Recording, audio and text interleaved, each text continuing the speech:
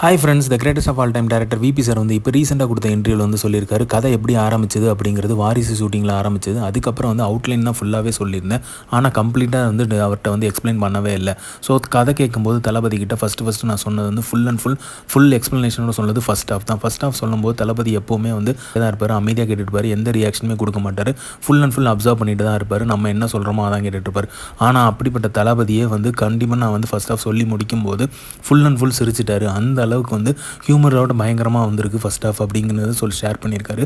So first of வந்து full happy moment, funny மூமெண்ட்ஸாக தான் இருக்கும். வேறு மாதிரியான தளபதி வந்து பார்ப்பீங்க, அது என்டர்டைன்மெண்ட்டுக்கு பஞ்சமே இருக்காது. ஸோ அந்த மாதிரியான ஒரு ஃபன்னி தளபதியை தான் வந்து ஃபுல் வந்து ஃபஸ்ட் ஆஃபில் வந்து ஷோ பண்ணியிருக்கேன் அப்படிங்கிற மாதிரி சொல்லியிருக்காரு. ஸோ தளபதி வந்து ஃபுல் வந்து இதை என்ஜாய் பண்ணியிருக்காரு ஃபஸ்ட் ஆஃபை. நீங்கள் பார்க்கும்போது அதை வந்து கண்டிப்பாக என்ஜாய் பண்ணுவீங்க அப்படிங்கிற மாதிரி ஷேர் பண்ணியிருக்காரு. ஸோ ஃபஸ்ட் ஆஃப் வந்து பயங்கரமாக தேட்டர் ஃபுல்லாக சிரிப்பலையாக தான் இருக்கும், அந்தளவுக்கு என்டர்டைன்மெண்ட்டாக இருக்கும், ஃபன்னியாக இருக்கும் அப்படிங்கிற மாதிரி ஷேர் பண்ணி. செகண்ட் ஆஃப் வந்து அதுக்கப்புறம் தான் நான் சொன்னேன். அதனால வந்து ஃபஸ்ட் ஆஃப் தான் ஃபுல் சொன்னேன். அந்த ஸ்க்ரீன் ப்ளே தான் தளபதி கேட்டார். ஸோ இந்த மாதிரி தளபதியை பற்றின அப்டேட்டும் தெரிஞ்சுக்கிறதுக்கு லைக் பண்ணுங்கள், ஷேர் பண்ணுங்கள், ஃபிலிமா சேனலை சப்ஸ்கிரைப் பண்ணுங்கள். தேங்க்யூ.